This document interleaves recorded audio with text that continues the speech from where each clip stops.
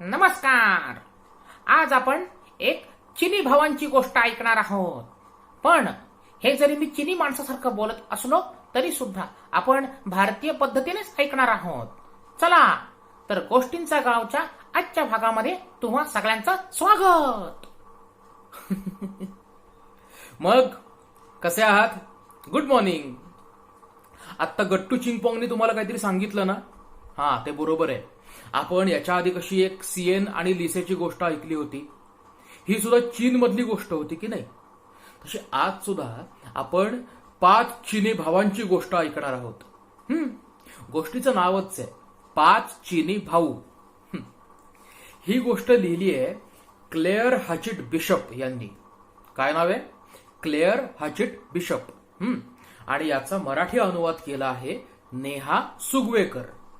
आणि ही गोष्ट गरवारे बालभवनाच्या कजा कजा मरू प्रकाशन या प्रकाशनाने प्रकाशित केलेली आहे. गोष्टीचं नाव 5 चिनी भाऊ. तर करायची सुरुवात. आपल्या इतर साऱ्या गोष्टींसारखीच खूप खूप खूप खूप वर्षांपूर्वीची ही गोष्ट आहे. चीनमध्ये 5 भाऊ राहत होते आणि त्यांच्यामध्ये एक खास गोष्ट होती. ती म्हणजे ते सगळेजण दिसायला अगदी सारखे होते. हो, ते सगळेच्या सगळे एक सारखे दिसत असत. ते सर्वजण आणि त्यांची आई असे समुद्राकाठी एका छोट्या घरामध्ये राहत होते. पहिला चिनी भाऊ, या 5 भावांमधला पहिला चिनी भाऊ समुद्राचं पाणी पिऊ शकत असे. दुसरा जो भाऊ होता ना, त्या दुसऱ्या भावाची मानच लोखंडाची बनलेली होती. तिसरा भाऊ त्याचे पाय लांब लांब लांब ताणू शकत असे. तर चौथ्या भावावरती आगीचा काहीच परिणाम होत नसे. आणि 5वा भाऊ त्याचा श्वास कितीही वेळा रोखून धरत असे. तो ओंकार करत असणार किंवा प्राणायाम करत असणार. तुम्ही सुद्धा करत जा. तर दररोज सकाळी त्यातला पहिला चिनी भाऊ मासे पकडायला समुद्रावर जात असे.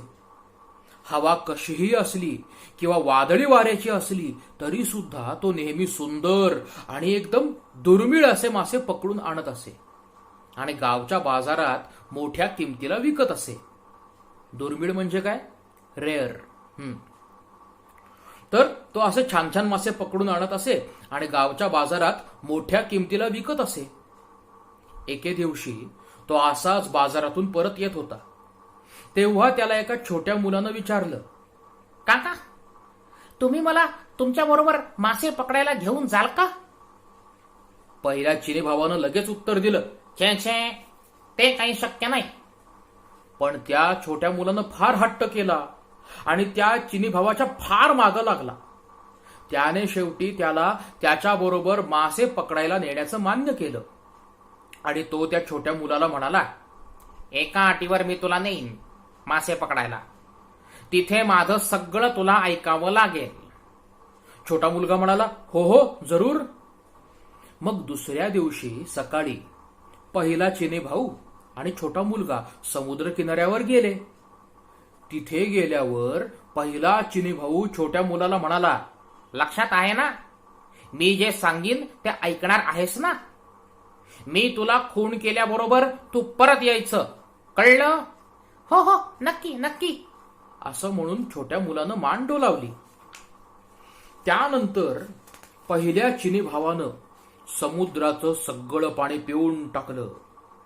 पाणी पिऊन टाकल्यामुळे समुद्रातले सगळे मासे आणि समुद्राच्या तळाशी असलेल्या वाळूत अडकून बसले आणि तडफडायला लागले. आणि समुद्रातला खजिना एकदम स्पष्ट दिसायला लागला.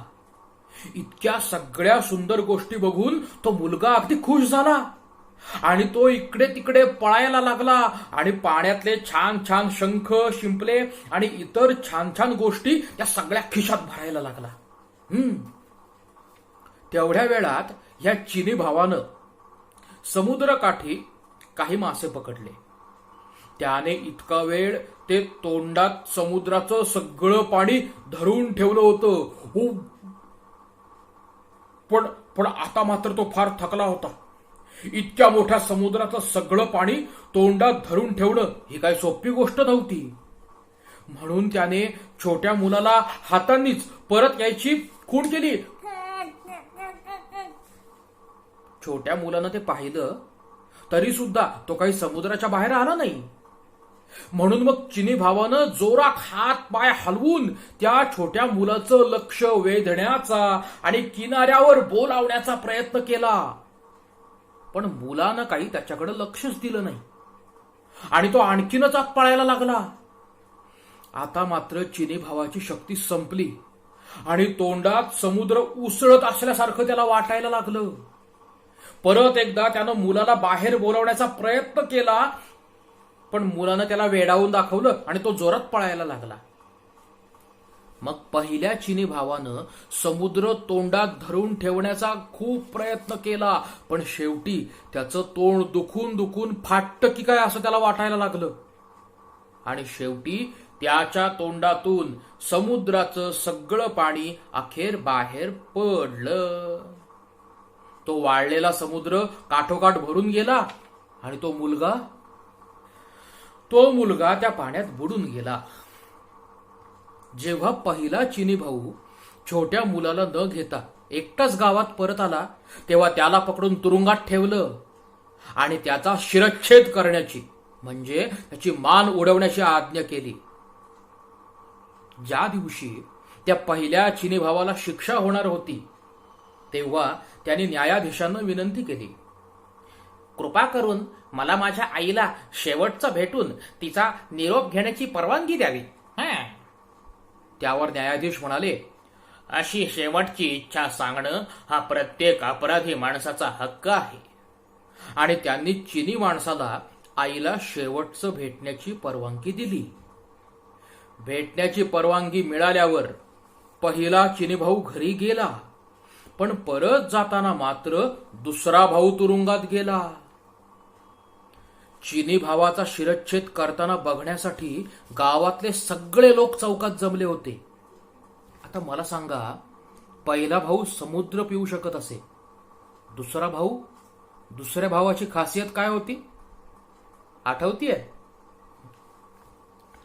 चिनी भावाचा शिरच्छेद करताना बघण्यासाठी गावातले सगळे लोक चौकात जमले.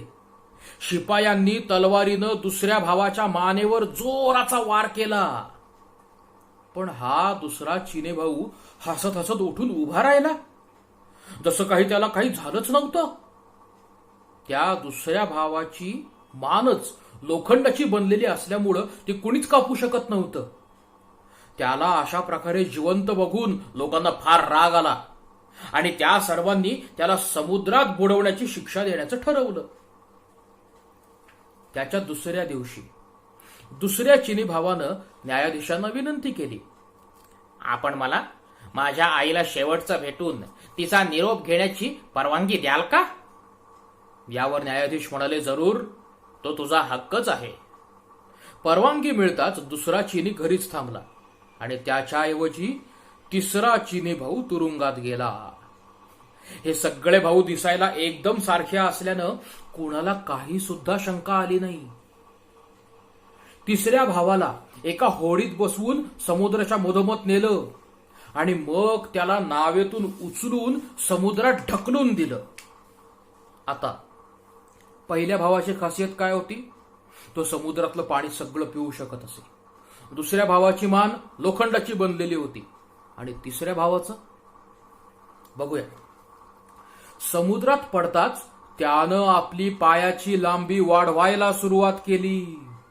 लांब होता होता त्याचे पाय अगदी समुद्राच्या तळाला टेकले आणि त्याचा चेहरा समुद्राच्या वर आलेला बघून लोकांना आश्चर्य वाटायला लागलं.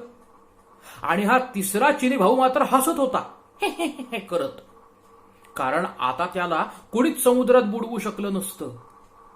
हे सगळं पाहून गावातले लोक फार रागवले आणि त्यांनी चिनी भावाला जाळून टाकण्याचं ठरवलं. ज्या दिवशी चिनी भावाला जाळून टाकायचं होतं त्या दिवशी तिसरा भाऊ न्यायाधीशांकडे गेला. त्यांनी पण आईला शेवटचं भेटून तिचा निरोप घेऊन येण्याची परवानगी मागितली. जरूर, न्यायाधीशांनी तिसऱ्या भावाला पण आईला भेटण्याची परवानगी दिली. मग तिसरा भाऊ घरी आला, पण त्याच्या जागी चौथा भाऊ परत गेला. चौथ्या भावाला एका मोठ्या लाकडी खांबाला बांधलं आणि त्या खांबाला आग लावून दिली.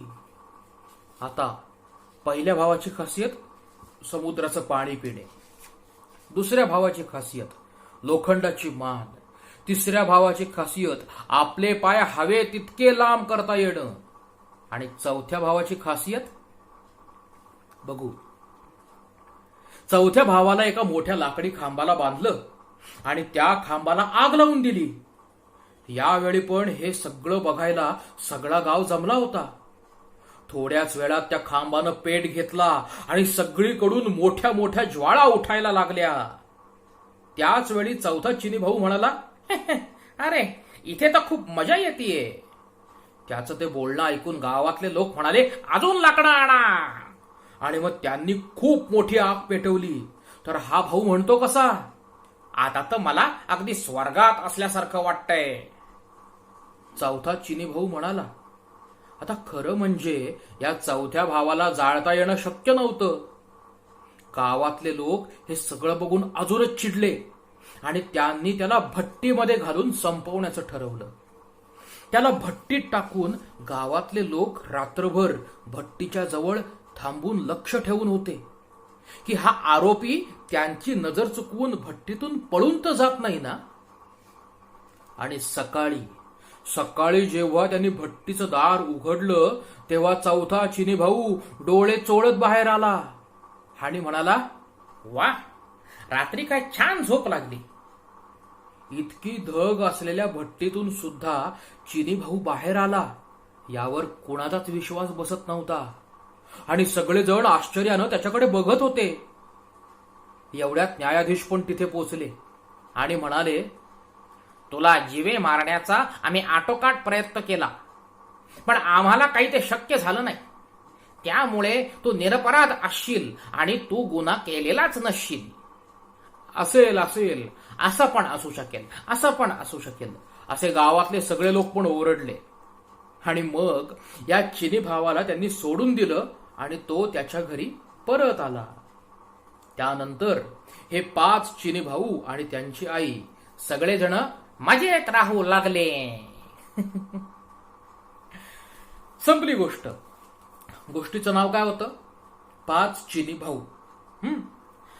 ही गोष्ट ऐकल्याच्या नंतर आज आपण एक चित्र काढू बर का. 5 चिनी भावांचं चित्र नीट लक्षात घ्या. ही 5च्या 5 चित्र अगदी एक सारखी आली पाहिजेत. Same to same, ditto. काढाल चित्र?